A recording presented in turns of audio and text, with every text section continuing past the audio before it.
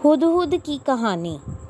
नादिया का स्कूल शहर के बेहतरीन स्कूलों में से एक था, जहां पढ़ाई के अलावा बच्चों की गैर निसाबी सरगर्मियों पर भी खूब तवज्जो दी जाती थी और इन्हीं सरगर्मियों की बदौलत स्कूल के तालिब इल्मों का तलीमी और तदरीसी मियार काबिल-ए-दीद था। तालिब इल्मों की सलाहियतों को निखारने और जिला बख्शने में स्कूल के असातिज़ा भी बहुत अहम किरदार अदा करते थे। नादिया की क्लास में इस्लामियात की नई टीचर आई थी, जिसके पढ़ाने और समझाने का अंदाज़ इस कदर दिलकश था कि बच्चे इस्लामियात के पीरियड के साथ अपने टीचर के इंतज़ार में बेकरार नज़र आते थे। असल में बच्चों की दिलचस्पी की बात यह थी कि इस्लामियात की किताब में मौजू से मुतल्लिक़ कोई वजाहत तलब बात या वाक़या होता तो टीचर इसे कुरान और हदीस के हवाले से इस कदर तफसील से बताती कि बच्चे इस मौजू से पूरी तरह आगाह हो जाते। आज इस्लामियात के पीरियड में टीचर ने हुदहुद परिंदे के बारे में बताना था। तमाम बच्चे अपनी अपनी नोटबुक्स खोल कर बैठे थे, क्योंकि वो मिस की बताई हुई ज़रूरी मालूमात को नोट कर लिया करते थे। आज का मौजू बहुत दिलचस्प था। आज टीचर ने क्लास को हुदहुद परिंदे के बारे में बताना शुरू करते हुए कहा, कुरान पाक की सूरत नमल की आयत 20-28 में हुदहुद का जिक्र आया है। टीचर ने क्लास से कहा कि हुदहुद के बारे में आपके जहन में जो सवाल हो आप पूछते जाएं, मैं साथ साथ वजाहत करती जाऊँगी।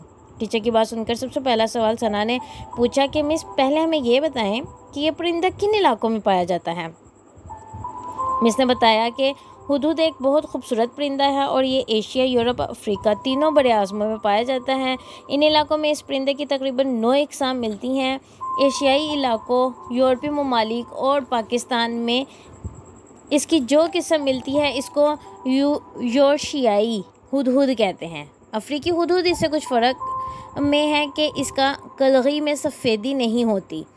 इसकी लंबाई 44 सेंटीमीटर होती है और इसके परों का रंग गहरा सब्ज़ और दुम जामनी रंग की और लंबी होती है। और मिडनमा स्कर हुद भी थोड़ा सा मुख्तलिफ होता है, मगर इसके परों का रंग गहरा नहीं होता। आयशा ने टीचर से पूछा, मिस क्या हुदहुद की कोई और किस्म भी होती है? मिस ने जवाब दिया कि इन हुदहुद की एक और किस्म भी है जो अब नापैद हो चुकी है। इस किस्म के हुदहुद जनूबी बहरी ओकियानूस के जजीरा सेनेट हेलना में पाए जाते हैं। इनको अजीम हुदहुद कहा जाता है। इनकी खास बात ये थी कि आम हुदहुद से कद में 2 गुना बड़े थे, मगर उड़ नहीं सकते थे। वहाँ ये बहुत कसीर तादाद में पाए जाते थे, लेकिन 1500 ईस्वी में जब इंसानों ने इस जजीरे पर कदम रखा तो इनके साथ बिल्लियाँ भी थीं। ये हुदहुद चूँकि उड़ नहीं सकते थे, लिहाजा बिल्लियाँ ये सारे अजीम हुदहुद खा गईं और इस तरह इस अजीम हुदहुद की नस्ल हमेशा के लिए ख़त्म हो गई। राबिया ने सवाल किया कि मिस, हुदहुद की खदोहाल और इसकी साख्त कैसी होती है? मिस ने जवाब दिया कि हुदहुद 9 से 13 इंच लंबा होता है। इसके परों और इसकी दुम का रंग स्याह होता है, जबकि जिस्म के ऊपर वाले हिस्से का रंग जर्दी माइल हल्का ब्राउन होता है। इसकी दुम और स्याह परों पर सफ़ेद रंग की धाड़ियाँ भी होती हैं। इसकी कलगी का रंग गहरा ब्राउन और जर्दी माइल बादामी सा होता है, जिस पर स्याह और सफ़ेद धाड़ियाँ भी नज़र आती हैं। ये कलगी वक्फे से खुलती और बंद होती है। इसके जिस्म में इसकी सबसे नुमाया चीज़ इसकी लंबी और नुकीली चोंच है। इसके पर बड़े मजबूत और ताकतवर होते हैं। इन्हीं परिंदों की वजह से ये उकाब जैसे ताकतवर परिंदे का भी मुकाबला कर लेती हैं और इनके काबू में नहीं आती। इसकी उड़ान बड़ी अजीबोगरीब होती है। कभी ये तितली की तरह पर खोल कर उड़ते हैं और कभी उड़ते उड़ते अचानक गोता लगाता है और नज़रों से ओझल होकर गायब हो जाता है। टीचर ने बच्चों को हुदहुद की तस्वीर दिखाई तो बच्चे इसकी लंबी बारीक और नोकीली चोंच देखकर पूछने लगे कि हुदहुद इतनी बारीक चोंच से उड़ा कैसे खाता है और हासिल कैसे करता है? टीचर ने बताया कि हुदहुद के खुराक तलाश करने और खाने का अंदाज बहुत दिलचस्प है। ये दरख्तों से फल तोड़कर नहीं खाता, बल्कि अपनी नोकीली और लंबी चोंच और मजबूत चोंच से ज़मीन को खोद कर इसमें सुराख करता है। कुदरत ने इसको ऐसी कुछ सलाहियतें दी हैं जिससे इसके मुंह के मखसूस अज़ात ऐसे होते हैं कि ये सुराख के अंदर ज़मीन में भी चोंच खोल और बंद कर सकता है। इसकी चोंच चिमटी की तरह होती है, जो गहराई तक जाकर कीड़े मकोड़े पकड़कर बाहर निकाल आती है।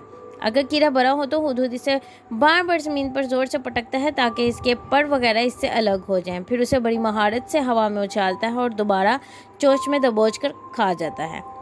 हर किस्म के कीड़े इसकी मरगूब गज़ा हैं। कीड़े अगर हवा में भी उड़ रहे हों तो उनको भी बहुत महारत से पकड़ लेता है। खुराक की तलाश करते हुए इधर उधर से बाखबर चौकन्ना रहता है। इसकी हल्की ब्राउन कलगी इसके सर से छिपकी होती है और ख़तरा महसूस होते इसकी दस्ती पंखी जैसी कुल्ली फ़ौरन खुल जाती है और हुदहुद फसलों और बागों से उड़ जाता है। ये फसलों और बागात को नुकसान पहुंचाने वाले कीड़े मकोड़े खाकर इंसानों की भी मदद करता है। हिना ने पूछा, मिस ये बताएं कि अपने बच्चों को खुराक किस तरह खिलाता है। मिस मुस्कुराई और कहने लगी, बच्चों आपको सुनकर हैरत होगी कि हुदहुद अपने बच्चों को बहुत तहजीब और कायदे से खाना खिलाता है। घोंसले में इसके बच्चे खितार में लाकर बड़े नज़्म ज़ब्त से खाना खाते हैं। जब एक बच्चे को खुराक मिल जाती है तो वो पीछे चला जाता है और दूसरा बच्चा आगे आ जाता है। इस तरह सब बच्चों का पेट भर जाता है। क्लास की एक और बच्ची ने सवाल किया कि हुदहुद का घोंसला किस तरह का होता है और ये अपने बच्चों को दुश्मन से किस तरह बचाता है। बच्चों की मालूमात में इजाफा करते हुए मिस बताने लगी, नर और मादा दोनों हुदहुद मिलकर दरख्तों के तनों के सुराखों और चट्टानों में घोंसला बनाते हैं। दूसरे परिंदों की तरह ये भी घास फूस और तिनकों पत्तों से घोंसला बनाते हैं। घोंसला ज़्यादा ऊंचा नहीं बनाते। मादा इस घोंसले में 7 से 10 तक अंडे देती है। 15 से 18 दिनों में इन अंडों से बच्चे निकल आते हैं।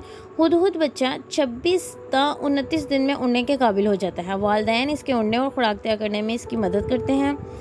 टीचर ने मज़ीद बताया कि दुश्मन के बचने के लिए हुदहुद अपने घोंसले में अपना फुजला बखेर देता है, जिसकी बदबू से दूसरे परिंदे वहाँ नहीं आते। मादा हुदहुद और इसके बच्चे के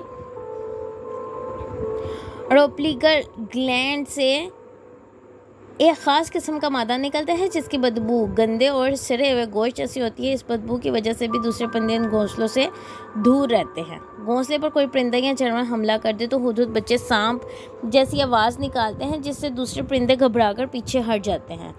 हुदहुद अपने घोंसले के बारे में बहुत हसास होता है। एक दफ़ा जहाँ पर अपना घर बना ले फिर वो दूसरे हुदहुदों को भी वहाँ ठहरने नहीं देता, क्योंकि वो फिर इसका अपना इलाका बन जाता है। अगर कोई दूसरा हुदहुद वहाँ घोंसला बनाने की कोशिश करे तो इनके दरमियान झगड़ा और फसाद हो जाता है। हुदहुद की इस लड़ाई में कभी कभी किसी हुदहुद की आंख भी ज़ाया हो जाती है। इसके बरक्स अफ्रीका में पाए जाने वाले हुदहुद गोल की सूरत में रहते हैं, जिनकी तादाद 12 तक हो सकती है। ये सब एक दूसरे की बहुत मदद करते हैं। जब किसी हुदहुद के घोंसले में अंडों से बच्चे निकलते हैं तो गोल के दूसरे हुदहुद माँ और बच्चे को खुराक फराहम करते हैं। आखिर में नादिया ने सवाल किया कि कुरान पाक में हुदहुद के बारे में अल्लाह ताला ने क्या फरमाया है।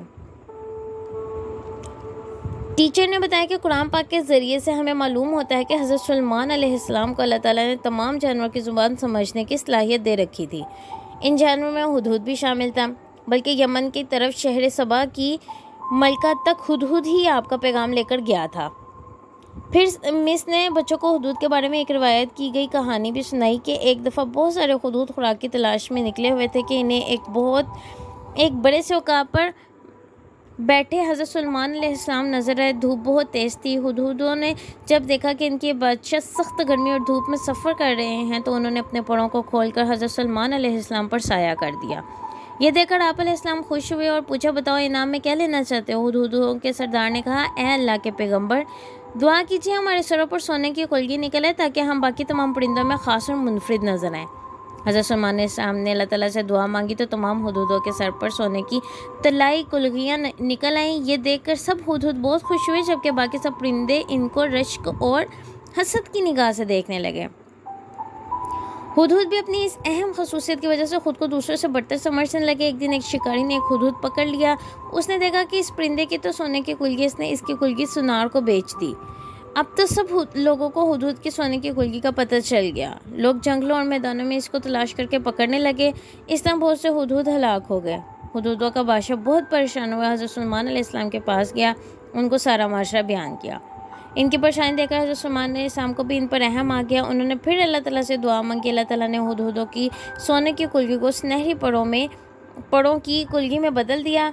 अब हुदहुदों को सुकून का सांस नसीब हुआ। आहिस्ता आहिस्ता लोगों ने इनका पीछे छोड़ दिया, लेकिन अपनी सुनहरी कुल्गी की वजह से हुदहुद आज भी दूसरे परिंदों से ज़्यादा खूबसूरत नज़र आते हैं। टीचर ने हुदहुद के बारे में एक और बहुत दिलचस्प बात बताई कि कई दूसरे परिंदों की तरह हुदहुद से भी मुख्तलिफ बातें मंसूब हैं। चीन और मिस्र में से खुशबख्ती और रहमदिली की अलामत समझा जाता है। कई यूरोपीय ममालिक में हुदहुद को मौत और नहूसत से तशबीह दी जाती है, जबकि इटली में हुदहुद की आवाज़ को बहार की आमद का ऐलान करार दिया जाता है। हुदहुद की इन मालूमात के साथ इस्लामियत का पीरियड भी ख़त्म हो गया। हुदहुद के बारे में इस कदर तफसीली मालूमात जानकर बच्चे बहुत खुश थे। शुक्रिया।